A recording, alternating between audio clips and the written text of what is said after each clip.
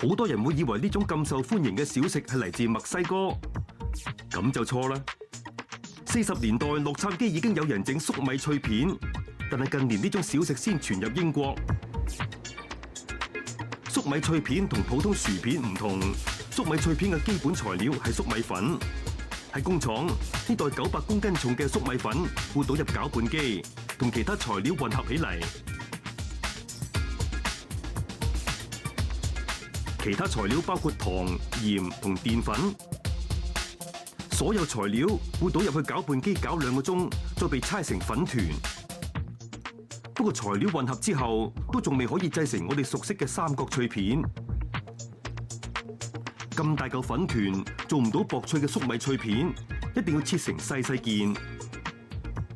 粉團會被一連串圓形刀片切開，好似咁，到時會變得更加細件，跟住就放入滾筒。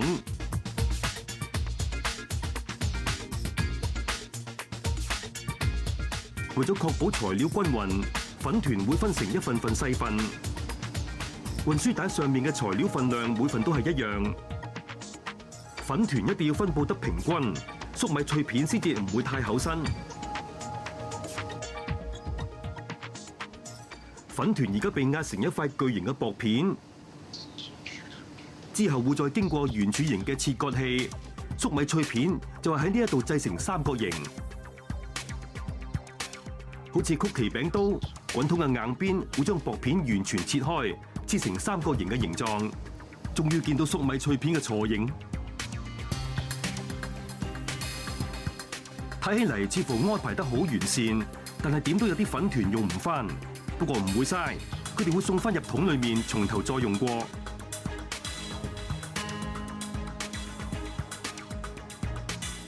當壓好形狀之後，就會分返開粉團，再放入焗爐烤焗。但係喺之前仲有一個工序，粟米脆片唔可以太厚身，但亦都要確保佢唔會太薄身。太厚會影響烤焗效果，太薄嘅話又會好容易碎，係好嚴格。但係想做出完美嘅粟米脆片，就要達到標準。粟米脆片放入焗爐，呢個過程唔會好耐。經過迅速烤焗，薄片更加鬆脆，顏色亦都更加金黃。係咁，佢哋一陣間就唔需要炸好長時間。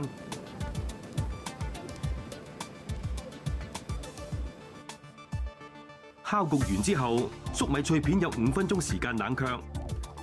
檢查員可以趁呢段空檔睇下脆片有冇焗燶，燶咗嘅粟米脆片點沙沙醬就唔好味。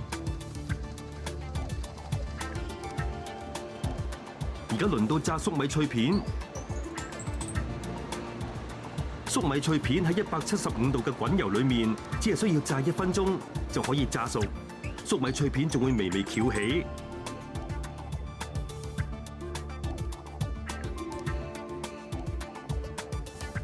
如果大家睇到口水流，想話攞少少嚟試下，諗清楚先好。而家表面上睇嚟冇乜嘢，但係其實一啲味都冇。薯片市場除咗醋鹽味、芝士、洋葱等等鹹味為主嘅口味之外，粟米脆片生產商亦都嘗試多種唔同嘅口味。其中一種獨特嘅口味就係將蜆肉同番茄嘅味道合一。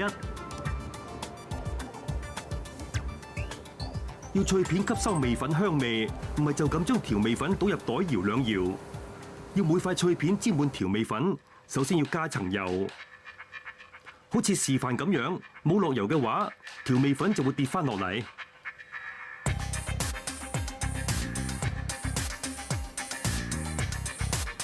一大袋調味粉喺機器頂部倒落去，調味粉包括香辣味、醋鹽味，同埋呢種獨特嘅蜆肉番茄味。調味粉沿住導管一直倒入機器，搽咗油嘅粟米脆片就喺裏面攪動。呢個裝置可以將調味粉分散喺滾筒，令脆片可以徹底沾上味粉。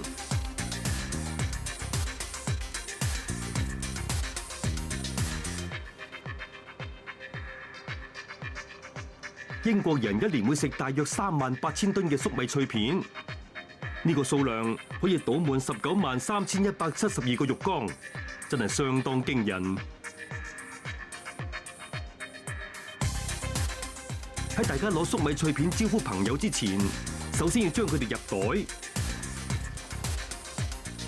機器會量度重量，再配合準確嘅計時系統，每份粟米脆片就會喺適當時候落入去包裝袋。